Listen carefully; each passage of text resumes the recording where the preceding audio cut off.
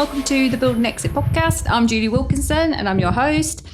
I started the podcast off the back of the work I do in my company, Wilkinson Accounting Solutions, because I saw there was a big gap in, the UK and across the world really, in acquisitions and exit planning, especially around structuring of businesses and sort of myths in terms of valuations and what owners expect to get. So I'm excited today to have Saul Cohen. Hi, Saul. Hiya.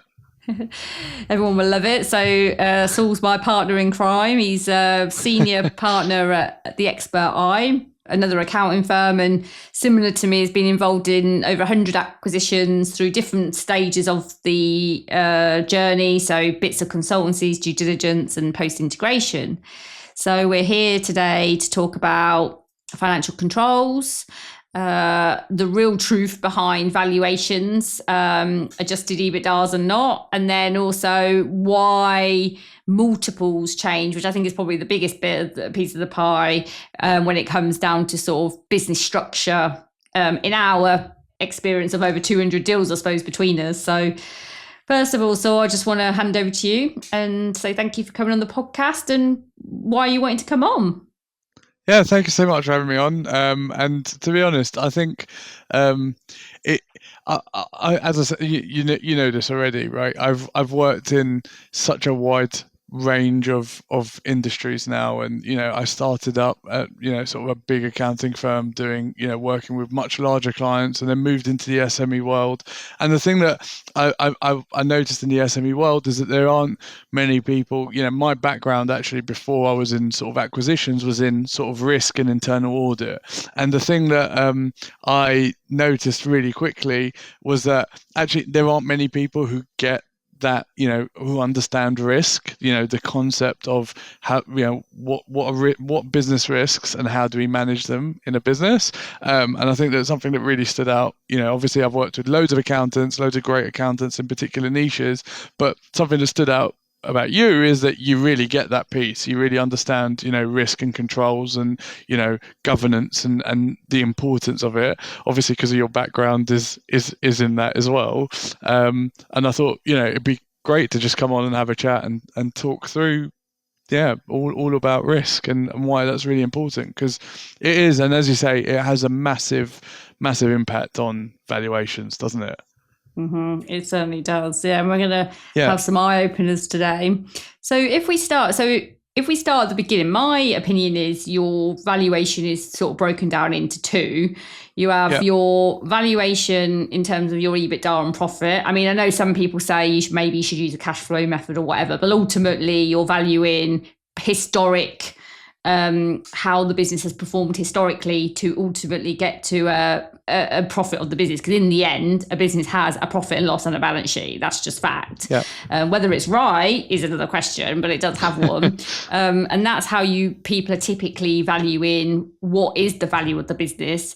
And then you get to this multiple of how much should someone pay, how many times will someone pay, which is, in my opinion, not really anything to do with necessarily the past performance. That's probably more the future performance, and where a lot of people come unstuck in terms of what is the actual valuation, because values are dropping because people don't have these things in place. So, what's your view on it?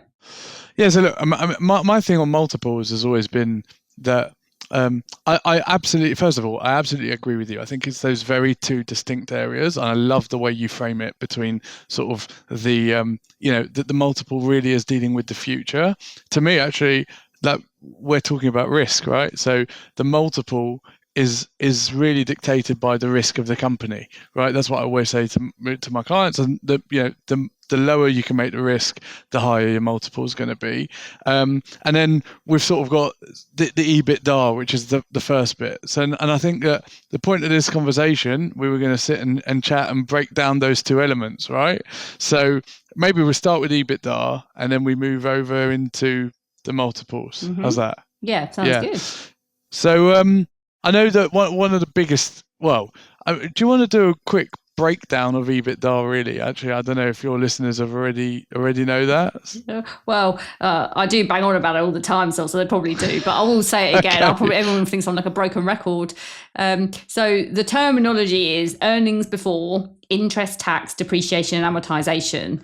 And the way I explain it to people is, I do think EBITDA is probably traditionally more used in corporate. But the reason you have it is because you have operating profit. I see operating profit as that is in control of people.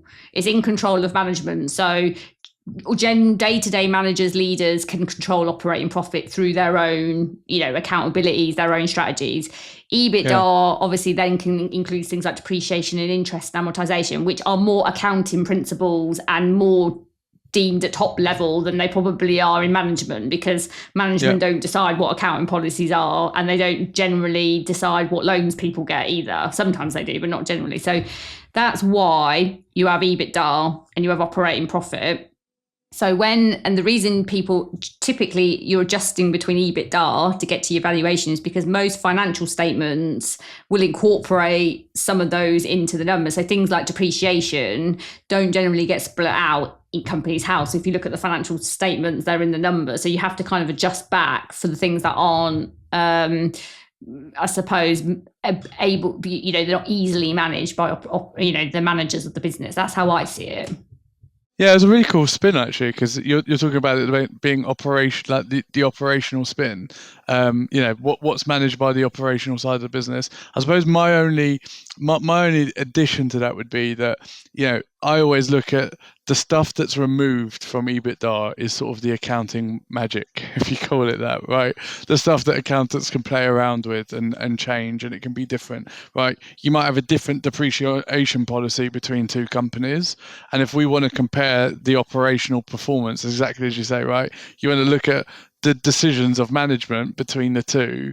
How can we get back to the decisions of management rather than looking at accounting wizardry, if we call it that, right? So that's the only way I'd split it between the two, but I think that's perfect.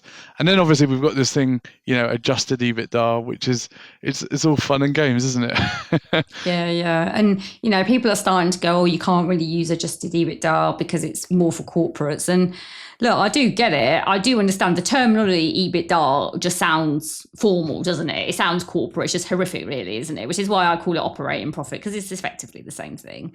But I think the truth is, you can't really value a business without adjustments, because you may have genuine one-offs in the business. So the way I see it is you do have one-off trading. So that might be things like you get grants. And we tended to see that a lot around the COVID times, where people were getting COVID grants, or, everyone had the payroll support and things like that.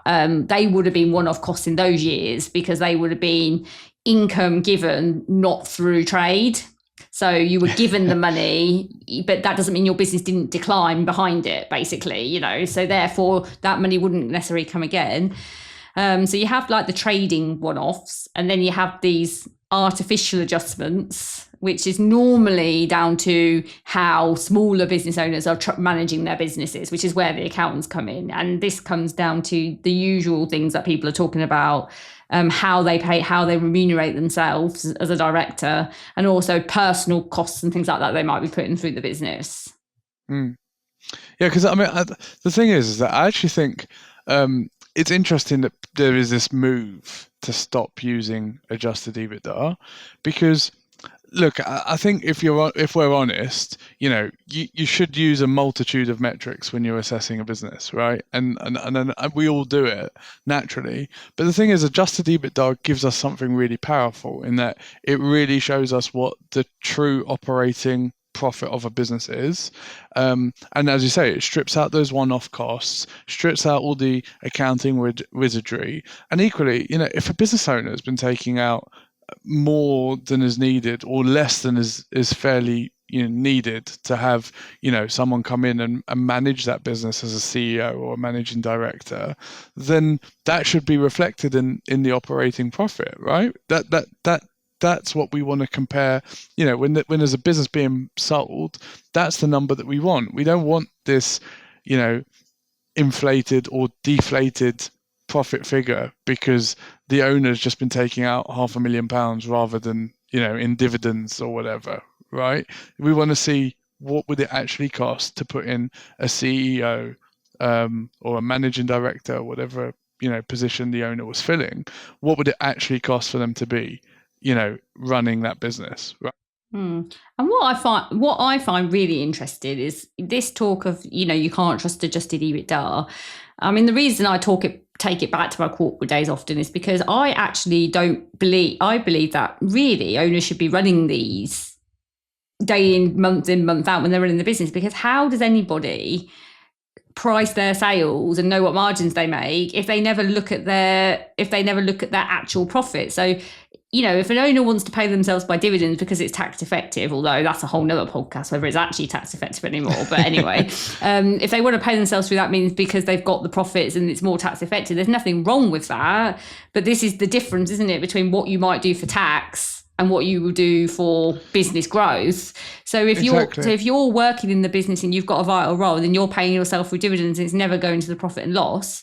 But then you're using those profits to effectively mark up, which is, how people are often priced, isn't it? All my costs included, to then get your sales price. How do you set your sales price if you don't incur all the costs?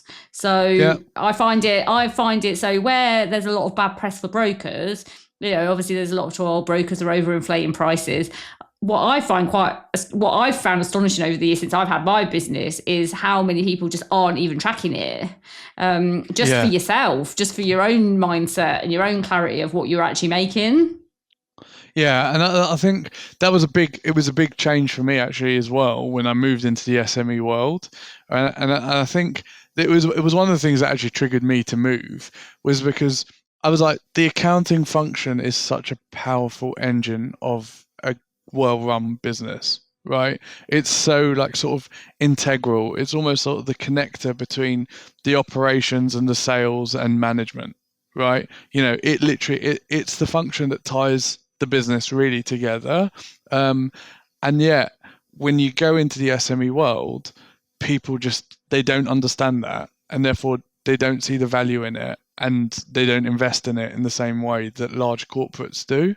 And I think that's a shame. And I think it's partly because everyone, an accountant wants to be all things to all people. And really good accountants have a specific niche, and they're really good in one area, but not others, because really accounting is a really broad profession, isn't it? Mm-hmm. And I think it comes down what I've seen since I've obviously worked in the SME world with smaller businesses is partly knowledge, because I do think unless people have worked in corporate businesses and understand hierarchy of structure, they don't know the finance roles out there. A lot of people just think when they start a business, you get an accountant and a bookkeeper. But, if you were in a corporate business, you'd have probably 8-9 different roles in finance doing all different things for the businesses. And I counted it once. There's 22 positions. Yeah, for all big. Now, really, I know an SME probably does need a mix of those skill sets, but they don't need them full time, and that's the problem. Exactly. It's expensive. So what I see happens is they obviously go for the accountant first, and or the bookkeeper, or sometimes they try and do it themselves, the bookkeeping, and at a lower scale, that can traditionally work, although actually you would argue what's the right time to bring more support in. But the problem is then these businesses scale because they don't know.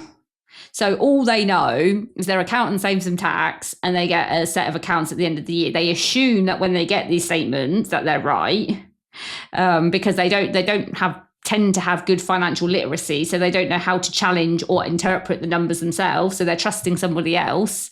And then they just keep scaling, sort of just thinking, it's fine, I love my accountant. And then suddenly it becomes chaotic. They're out of control. And the risk, and not just financial risk, legal risks in terms of negligence, basically, because I remember once I saw an acquisition where it was like an antique shop or something. It was that type of thing. And what had happened was they had acquired this business. Yeah. And then they go in and they find out it was something like 45% of the high value sales were all done in cash. Okay, but they had no money laundering policies. Right. So now picture this. So you go into this business and 45% of these sales are being paid in cash. Okay. So now you look at what's ethical and what's legal, because this is your morals, isn't it? This is literally what people are facing. So you go up to the staff and you say, well, we can't take cash anymore, or we have to do checks on that cash because obviously if it's high value, you've got your money laundering legal requirement. So your staff go to you, oh, wow, if you do that, they won't come here anymore because they don't want to be checked. So what do? You've now acquired this business where nearly half of your sales are paid by cash, and your staff are telling you that these customers are going to walk if you check them. So now you've got so what do? Are you negligent and you don't check them? And people don't realise, if you're big companies, high risk of, this is negligence and fraud and some in severe consequences. So do you check them, or do you risk the deal closing? Now, have you even put that in your warranty? Has anyone even thought, oh, I've got a money laundering risk here in this business, and this type of thing. And and these are the issues that people are facing. So people have their financial risk, but they also have their, legal and sort of, responsibilities to shareholders and to governing bodies effectively, which isn't just tax. Yeah, I mean, look, to be honest, I think it's a really good point, and actually it's really fundamental, right? Because as we said right at the beginning, you've got the EBITDA, and then you've got, well, what are the risks of the business? What's the operational risk in this business? And I think that's the thing that in due diligence gets missed and ignored the most. I've seen due diligence reports from lots of accountants, and it just completely gets ignored, and they go, some will go really into transactional level detail of reviewing transactions, but then when it comes to operational efficiency of the business, the operational risks in the business is completely left out. And as we said right at the beginning, right, that's what affects the multiple. So I think it'd be really good to really understand from your perspective, what do you see as sort of being in a big company, great governance, they've got, it takes a whole department to manage, government risk and controls, right? But what do you see in an SME? How do you see, good governance, and, what can SMEs do to make sure that, they're on at least the right track? Well, I see this a lot because I do it all the time. So I think fundamentally, what I see in SMEs is owners, the business has grown to a scale where I call it chaotic. But I think the truth is, I think what happens is people end up getting to operational constraint. That's where I think it reaches its maximum point. Now, some people carry on and it becomes even worse. And to be honest, if we're honest, it's probably why corporate businesses fail in the end, because they grow and they've got poor governance themselves. But, these businesses are growing. But if you get to, and what I mean by operational constraint, so a lot of business owners will get to a stage where the owner is online all of the time fixing mistakes. Because this is what I see. I see the biggest lower in multiple is where it's heavily owner operated, because there's a lot of risk from the buyer, that there's a lot of knowledge in the owner. So that is one thing, but I don't think it's just knowledge. And I don't think it's just the fact it's the owner. I think it's the fact that there are corruptions in processes that in the end cause the financial risk. Because the truth is, every single thing that anybody does in a business ends up in a financial consequence, either through time, cash, or profit. Yeah. And at the end of the day, everybody's got a business to make money. And that's why I know people have their own reasons, they want time, they want freedom, but ultimately most people have businesses to make money, right? Which is why the finance department is probably one of the critical areas, because they're the ones that tell you if you make money. But what people don't see is that all these constraints are actually, there's real big risks. But the truth is, the risk has never materialized to a level that anyone's ever realized. So it's accumulating slowly and secretly behind the scenes. But these risks are coming out, I think, in people's time. So for example, the owner goes, I have to raise the sales invoice because no one updates the project management system. AKA, my sales don't match by 100,000, or I've undercharged by 100,000. That's what we see. We've literally just done an audit for 3 or 4 businesses, probably found 200,000 of sales undercharged in the last 6 weeks. Then they go, I have to manage the bank account because I can't trust anybody else to make the payments right. AKA, I don't have a purchasing process. So we test these. We go in, we test 50 invoices, and we normally find 55, 60% are wrong anyway, even when the owner's paying them. So the owner's thinking, well, if I do it and it's wrong, I can take it on the chin, right? Because they can take it on the chin because it's their business, so they can take the hit because they've made a mistake. Somebody else makes a mistake and they kick off because they're like, why is my employees? But now roll forward and think, well, now look at it from a buyer's perspective. So you're happy that you make the mistake as the owner, but you get frustrated when your employees make the mistake. So now think, well, when a buyer buys you, you're now the employee. So where you make the mistake, that impacts them. Do you see what I mean? So this is what, so I think so anyway, to summarize, I think the biggest risks is where it's heavily owner operated. I don't think it's just the financial issue of that their payroll doesn't go through the P&L. Obviously, that is one thing impacting the valuation. But I think it's the hidden risks of what they don't know because they don't see it. Because a lot of these things, the financials do show it somewhere, but nobody's done an audit or a deep dive of those numbers. And let's face it, so even when you're audited, I mean, I've worked with auditors, and I remember I went into a company that was audited within a week, and I found £150,000 that wasn't picked up in the audit.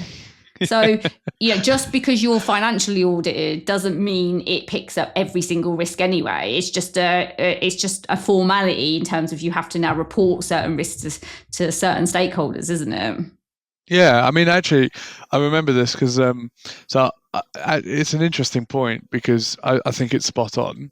And interestingly enough, actually, I was at PwC at a time when I joined just after sort of or around the time of the Tesco scandal. If you remember, there was that big, in Tesco's, there was this massive, missed thing on the audit, and PwC were the auditors, and it was in my office, and I can say hand on heart, it wasn't my team, but it was a really interesting time. But in the aftermath of that, the response was, what we need to do as part of the audit procedures is we need to do more work on management control, governance and control, right?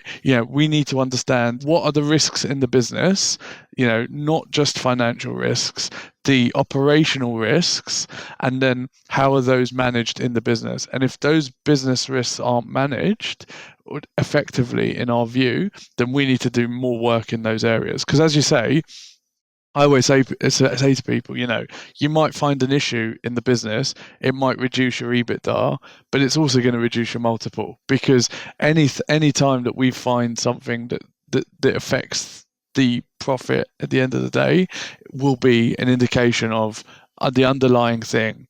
The symptom, let's say it like this, right? The symptom might be a fall in profit, but the cause, the illness is a lack of control in the business, and I think that's spot on. I love that you link it. I think you're really right on this. I'd never thought of it like this, but most control issues in the business are down to the owner. I think that's absolutely true. I think if you look at most sort of SME businesses, it is down to the owner. And something that I've noticed, obviously working at a sort of plethora of different businesses at different sizes, is really interesting that you don't get owner managed businesses really above 20 million. It's incredibly rare, and nearly next to non-existent above 100 million, right? That it just completely drops off. And I think this is why. I think it's because this thing of, being able to detach yourself from the business and go owners want to do it themselves. They like having, I think a lot of the time they've got creative energies and they just want to bounce around from things pillar to post, and they like the fact that they're wearing lots of hats. They'll say they hate it, but I think actually they like it. They like coming in as a savior. But I think where you've got the real risk is, with M&A is quite prominent, especially in sort of SME world now. There's a lot of people talking about it. Where I think you've got the real risk of these problems hitting over 20 million is in buy and build, because I've seen it. People have come to me that have built groups now of probably 50 million group. Yeah. And the problem is people are building chaos. They're not building value, because what's happening is, you buy company one, and all these things we talk about are pretty much in 95% of businesses being sold. I know there are some that are run well, but most of them have some glitches. So you buy number one, great. And it's, I don't know, maybe you've got a lot of money, so you put someone in it and it's running and you think it's running. Now you're the person that's got these problems, unless you understand the financials. Now you buy number two and they've got a different system. They've got a whole different finance team, and and everything works differently. And now, but you've got money, so you move money between the two because you're transferring, but that doesn't mean it runs well. And, I've seen people build 10s, 15s of these companies. I think what happens is, at a smaller level, probably under 10 million, probably legal risk is relatively small. Financial risk is high. I think the problem is when you start getting above 20 million, what I would say is although financial risk is there, they're more cash rich. So the financial risk, although it could be there, might not impact the business in a short term as much unless something catastrophic happened. But I think it's the negligence and the legal risk that increases, which actually puts more risks on the shareholders, because now, I've done a lot of work, especially in this type of thing. And, I've seen people go to jail for health and safety negligence, for anti-bribery negligence, for money laundering negligence, because in the end, you can't make excuses. I didn't know, because it's your responsibility. It's your responsibility. As a director, and So I think the legal risks are higher the bigger you get, and often because it's more visible. The bigger you are, the more stakeholders you have. You have to start reporting more information. Governing bodies and all this sort of stuff. So you become more visible. And so everybody sort of talks about these big companies don't pay any tax. I mean, that's the least of their worries. I know into society is a problem, but you're looking at their legal responsibilities. There's loads going on behind the scenes that's problematic. Yeah. I mean, I think that's absolutely right, particularly on the buy and builds. And actually, one of the things that we do on the clients when we're doing sort of consulting, like sort of post-exit consulting, is we do this thing where we take their due diligence report, and that becomes the start of their risk register, right? Because I think that actually having and maintaining a risk register in your business is that to me, that's the first point of, you want to do something about, internal management and controls will show that you actually, think about what are the risks and, what you're doing to mitigate them. And that's what we do, right? So we take that DD, and then that becomes a risk register, and we try and we fix it. I think the other thing is that I think that in business, right, simple is beautiful, and you're really good at this because you're really like systemized, and you're really good at like sort of making sure that all your systems are well controlled and organized and stuff, and you're a bit of a systems queen. So I don't need I'm preaching to the choir, but what I always say to our clients, and that it's massively important to do, is you want to standardize your back-end systems as quickly as possible, and the first one that always you should go for is the finance, because once you've standardized the finance, you've got standardized reporting, and once you've got reporting, you've got visibility, and then you can make action, right? Once you've got visibility, you're empowered to take action. And I think that's always the sort of crucial thing. But yeah, I mean, after finance, I always think that the biggest problem is, the biggest risk in the business. Well, you've mentioned legal, so finance, legal. I always think the next biggest risk, and the reason why things go wrong, is sort of people and culture. Oh, yeah. So, I mean, like, what do you do about that? What's your sort of thoughts on that, and governance around sort of people and culture? Well, I actually think people and culture are probably the biggest risk of everything, because most of the non-compliance, so I call it compliance, it's financial compliance. I call it finance, it's financial and operational compliance, those two things. Obviously, you have legal compliance and things, but ultimately they all come down to sort of operations and finance, because that's normally where they hit. And generally, especially in SMEs, it's always coming down to people and culture, because either one, nobody respects the rules, so they don't follow anything, or there are no rules. Yeah. So, and they just don't get told anything. So big ones for SMEs are normally just things like expenses. I mean, so when we do audits, we do a lot of work on P2P, purchase to pay. So we'll look at all the sort of financial and legal risks and operational risks across that whole, or ordering stock all the way through to payment, because there's a lot of risk in that process in itself. And the things we find, and it's just things like, well, employees just spend whatever they want, whenever they want, by whatever means they want. So for example, there'll be a PO process, but they're on a job and they're firefighting. They try and phone the supplier, right? But the supplier just goes, oh, we don't have it in stock, but they need to finish the job. So what do? Go down to wherever, one of the local things, and just buy it, but they don't have an account then. So rather than raising a PO, they just go, oh, I know, I'll put it on company credit card, or I'll put it on personal credit card, and then they put it through the expenses. But then there's no expenses process. So nobody submits a receipt. So they don't claim any VAT, or they do claim VAT and they're negligent in terms of their taxes. And obviously this can be in thousands and thousands of pounds. So, if you're doing this a lot, which they are, I see businesses all the time leaking 300, 500,000 pounds in expenses all of the time. And then also what you find is the non-compliance in terms of what people are spending. So commercial vehicles that they've got, using them for personal use.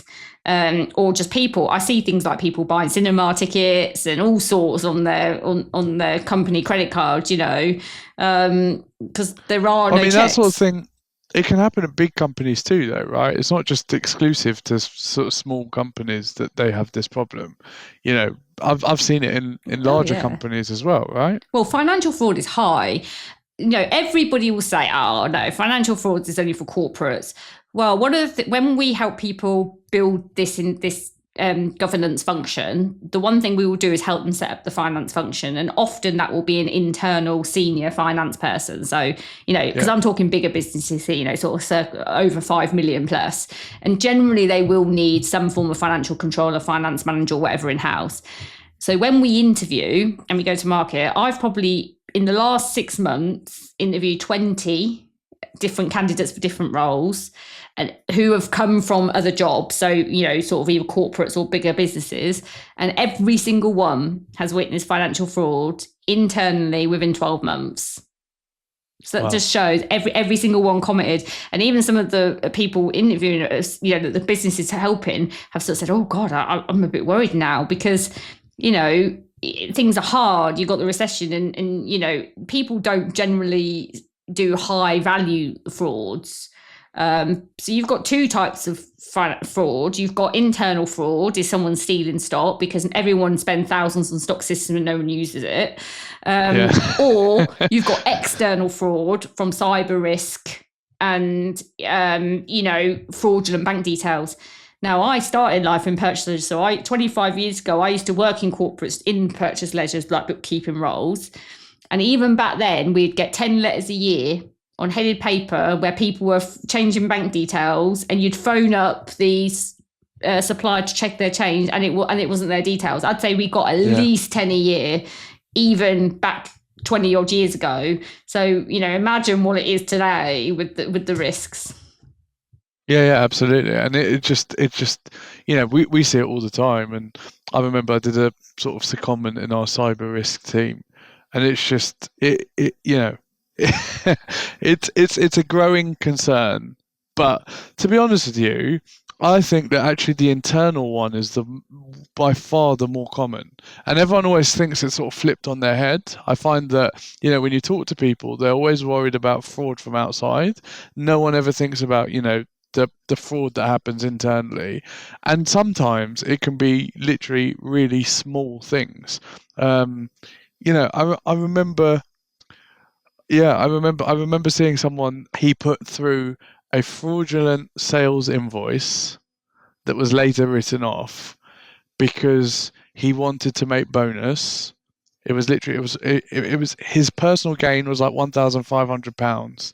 It was a really small bonus on it. It was really, really tiny, because he was under pressure from his wife to go on holiday, and he needed the money to go on holiday, and he ended up losing his job because of it, right? And people don't see those things as being a potential risk. Mm-hmm. They just sort of think, oh no, that won't happen. That's fine. We're a close-knit group. There's only like 30 of us in the office or 40 of us in the office. But actually, number one, it's always possible. And number two, before you know it, it's bigger than you can control. And that's why it's important to have this sort of setup from the beginning, isn't it? Yeah, and also, and I suppose it's like, because normally, obviously governance and controls are to reduce the risk of error and fraud. So you do have fraud, which is worst case scenario. But what about errors?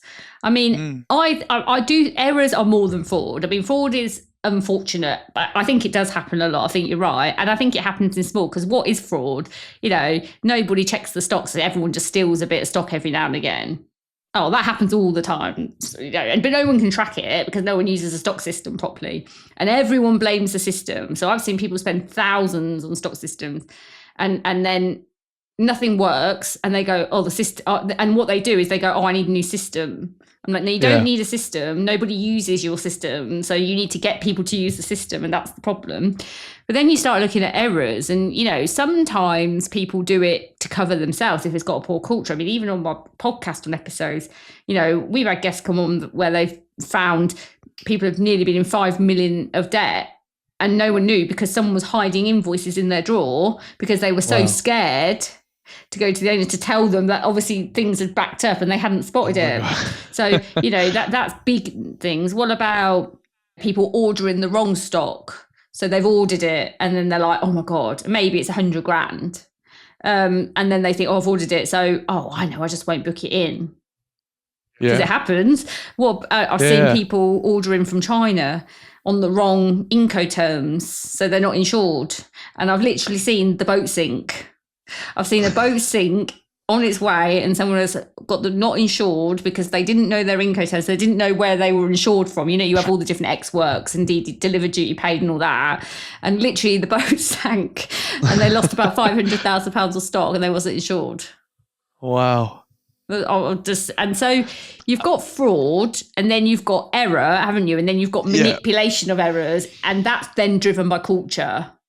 So it all really comes back to people and culture because it's what's the culture you're driving and are you enforcing but also encouraging? Because people say, oh, I can't enforce. Well, you can enforce, because you can have rules and you can segregate activities to stop it and you should do, but also you don't want to be enforcing. You don't want to be a policeman. You want to be encouraging a sort of one, it is all a bit fluffy, but a bit of a one team and open culture. And one of the reasons you want to do that is because you do not want somebody hiding something serious from you, and that is what you drive when you drive poor behavior.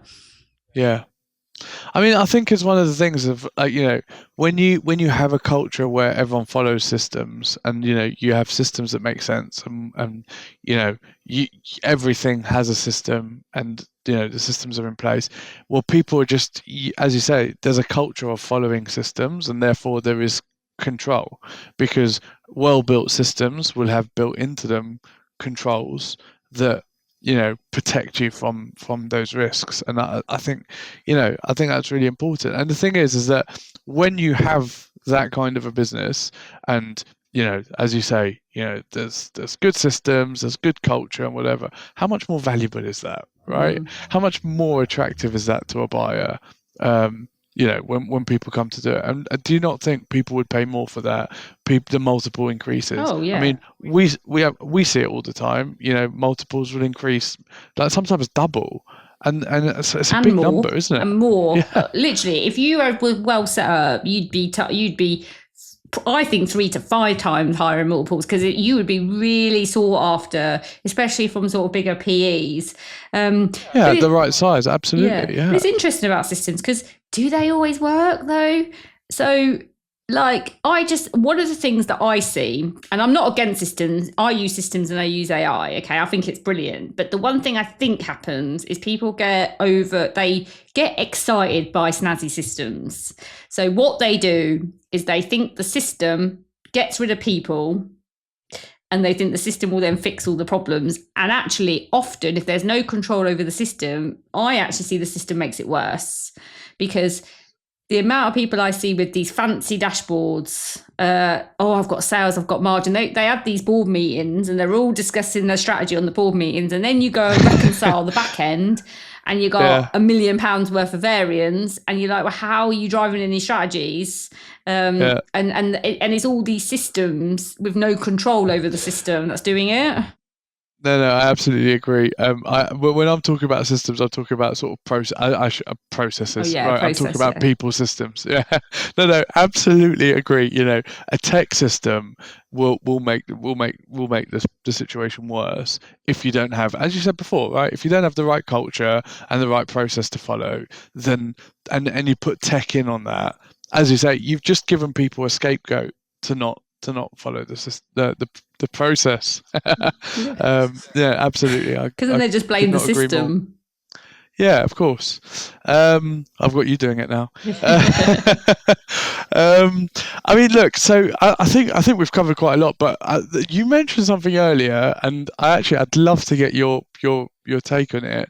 You said that brokers get a bad name, and I've got my own opinion about business brokers. I think that.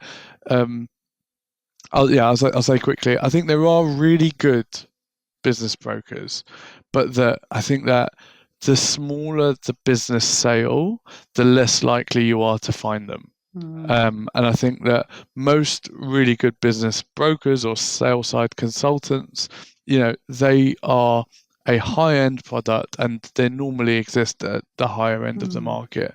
But I'm really keen to think, you know, what's your experience been with business brokers? You know, as you say, they do get a rough rep. Yeah.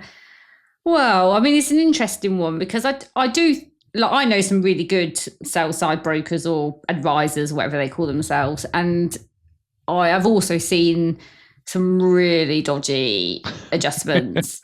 But the thing is, it's one of these things, isn't it? Is who's actually, like, in the end, you've got to take accountability for yourself. So, you know, somebody can go to a broker and they can tell you your business is worth 10 times and you can believe it. And even sometimes buyers believe it and they start putting in offers. But if I've seen this was something I saw once where, so a business had made a £3,000 loss in the 1 year. There was only 1 year's accounts. Suddenly it was worth £450,000. Now, as the person selling, okay, if you all make a £3,000 loss and then someone's suddenly telling you it's worth £450,000. Now, the broker might be telling you, but if the broker told you to go and jump off the cliff, you wouldn't jump off the cliff. So just because somebody says, my birdie, and that happened because they were adding back £150,000 of costs, right? But I'd be saying to myself, as a person, if I really didn't need £150,000 of cost, would I be spending it?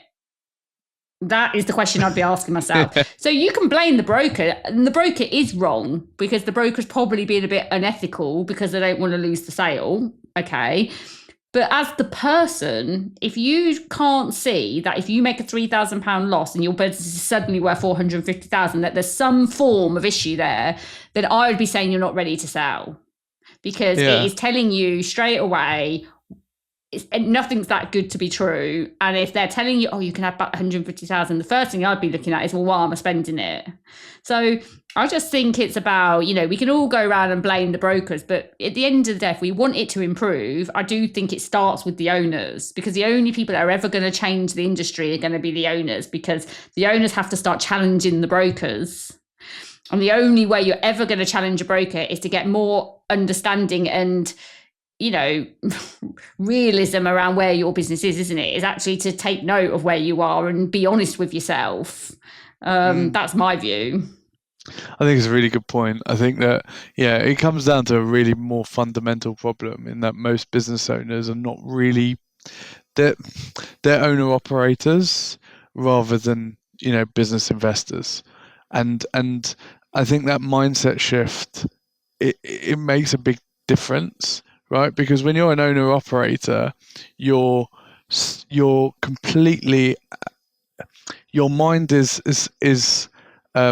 susceptible to hearing these incredible astronomical valuations that you hear in the tech world, or thinking that your your multiple on exit will be some kind of multiple on your revenue, or that people are buying this whole nice business, and it's not just about the profit.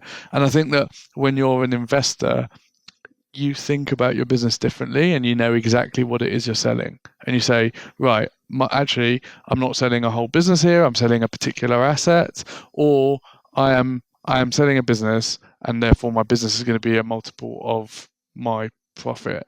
And I think that's what it is. And I think I think it's a really interesting spin to put it on, actually, that I think you're probably right that the sellers have to take some accountability as well, and think, does that really make sense? Well, it's Is that the really way you're right? going to change it, isn't it? Now, I know, I mean, I acquired another accounting practice, so I've been involved in 100 accounts. I've seen hundreds of accounts, and I spoke to hundreds of accounting firms. And, I don't sit here to bash the accounting firms, but it comes back to what you said earlier about skill set. Because ultimately there is a difference between someone producing a tax computation and giving someone good tax advice, to actually someone giving you strategic advice to how you can grow the business. And they are completely different things. And I don't know. I do think it's changing. I mean, that's why I do a lot of my webinars and do have this podcast and things, is to give financial knowledge to people. But I do think there is a lack of financial literacy just in the SME world in general. And even from very astute businessmen, purely because how do you know if you haven't studied it and you're getting told from an accountant? But I just say to people, if you look down your balance sheet, because the things I've seen on the balance sheet, and you don't understand the numbers, if you go to ask your accountant and they can't explain it to you, or they explain it to you and you still don't understand it, then you're at the point where you need to move forward, and not necessarily get rid of the accountant necessarily, but perhaps you need now another resource in finance to help you, because they've got as far as they can in terms of, they still need to be there, but perhaps they're not the person that needs to be explaining this to you. And should you be waiting 18 months to get that explanation anyway? Correct. And I think that actually there's a wider piece here, in that, particularly when it's directors, right? Directors have a personal responsibility to understand those accounts, right? The responsibility of the accounts, you might ask your accountant to prepare them for you, but they're still your responsibility. And I think that, accountants have more of a responsibility to explain that to their clients and make sure that they do understand, what's in the accounts and why it's there, and make it easy for their clients to ask questions. Absolutely. I think another point is, I always think that when I was at PwC, in that sort of world, we were really normalized to working alongside other accountants, right? Because you'd always come in as a specialist for a particular area, right? So we'd be there as the risk team, and then you might have sort of Deloitte's there as internal audit, and then you might have KPMG as the auditors, and it could really often be the case that a company is working with lots of different accounting firms and consulting firms, and you're all there sort of working together. And we were sort of normalized to that you stay in your lane, you give your specialism, and you work out how that specialism works and sort of complements the others. And I imagine probably for you in corporate, when you're working as part of a finance team, and you're working with different consultants, and it's similar, right? But for me in the SME world, I think the problem stems from, you get accountants, they want to own the whole relationship and be the only person that their clients talks to, maybe out of fear. I don't know. Yeah. What do you think about it? Or lack of knowledge. I mean, one of the things when I started my firm, the reason I did a bit of a survey and I spoke to accounting firms, and the one thing I realised is that I had a skill set, because I think the problem with a lot of accounting firms, and at the end of the day, it is what it is. But some have maybe always. I mean, I never came from a practice background, so a lot will come from a practice background and maybe steal the clients and set up on their own. But you're very pigeonholed in knowledge. If all you've ever done is bookkeeping and tax, it's all you know. So I work with a lot of it because I mentor and train junior finance teams, and one thing I see is people, and this happens, and I think an accountant will only know what they know. So if the accountant's only ever done the year end, it's not even sometimes that they're negligent, but maybe they don't know any better. And so, and I see it in internal and external. And that's because it's not even sometimes that they're bad. It's just the processes have outgrown them. Like as an example, let's just say you've got this process where you pay your suppliers and you send your receipts to your bookkeeper, right? So yeah, they've got responsibility to transact and put it. Now, do they do that right or wrong? But ultimately, how do they know if they're not doing it? How do they know all these invoices you're not getting? Because they're not looking at your supplier statements. They're not looking at the creditors aren't right. The system's not right. But perhaps the account, they should be saying, oh, you've grown, you should do this. But ultimately, is it really their fault that they don't see that? If the owner hasn't then changed their setup for it to work more advanced, and at the end of the day, that person's only going to know what they know. They're going to know, and they may not see that side of it. And yeah, you could argue when you get to year end, but realistically, accountants not going to go, oh yeah, let me go and check 500 statements, are they? Because it's not part of the year end process. You would expect that that's happening in your bookkeeping process. So I just think it's a lack of skill and experience. I think you're probably right. I mean, I think we could do a whole other podcast just talking about the bookkeeping process and sort of month ends and whatever, and where it is and where it should be. But we won't go down that rabbit hole today. No. I think. I mean, I'll give you one example. So because we see it all the time, because when we do this governance, we help people look at the financial integrity. That's basically what we do. So, we'll work with people where the accounting firm are giving them a month-end report, and it's really snazzy and it's great. But then I remember once we just went in and checked and they'd overpaid the PAYE, but I think we always see it, PAYE, VAT, CIS. Usually they've overpaid by 20, 30, 40 grand and there's a variance. So they're going, well, they've been doing this for years. And that's because, I can probably pull someone a month-end report together and once it's set up in a couple of hours. But there is a difference between me just running off the balance sheet from zero and me then explaining to someone integrity checking those numbers. And everyone just thinks, oh, I rep my bank. But what they don't know is they run on cash accounting and they just don't have any financial integrity. Correct. And which is a full circle back to what you were saying before, and which I absolutely agree with, in that if all you're doing is wrecking your bank, you're not really assessing the operating efficiency, the operating profit of your business. You're just looking at, essentially, from a cash accounting point of view, how are we doing?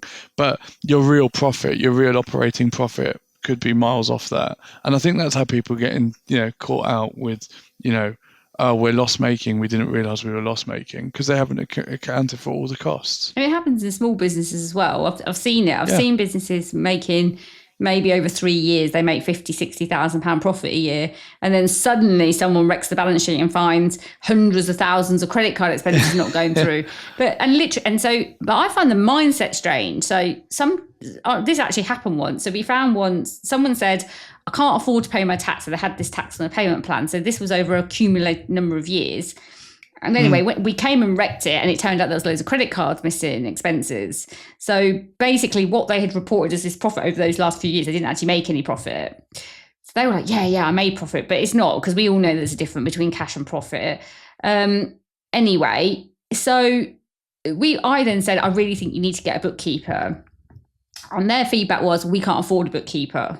But I'm like, but you can afford to pay £8,000 of tax that you haven't earned. Like, I just don't understand it. I'm like, so you can pay £8,000 of tax on a payment plan that you don't actually earn, but you can't afford whatever, £500, £600, £700 for a bookkeeper to actually help you not get in that mess again. Right. Very strange mindset sometimes, I find. Yeah, absolutely. I think it comes back to that thing of, you feel like you'll pay for what you have to, but you don't really want to pay for either. But I agree. Sometimes it's penny wise and pound foolish, isn't it? Mm-hmm. Anyway, I think we'll have to do another one, and we'll talk about the month end or the cash account versus accrual account, and that'd be an interesting one, wouldn't it? I'm actually doing it on my webinar. I host webinars on financial governance, and I talk about I'll tell you about it. I'm doing my next one's on the 15th of July, and I'm going to start running them every 8 weeks. Because that's an interesting topic. But no, it's been really great. So I love, as you can tell, I love talking about this thing. I think it's hilarious. I love talking about this type of thing. So thanks so much for coming on. No, thank you for having me on. It's been great, actually. Yeah, as you say, we could have been talking for another hour. And I just want to thank all the listeners. If you love the show, do hit the rating and review button. It helps more people find the channel. And look forward to seeing you again soon.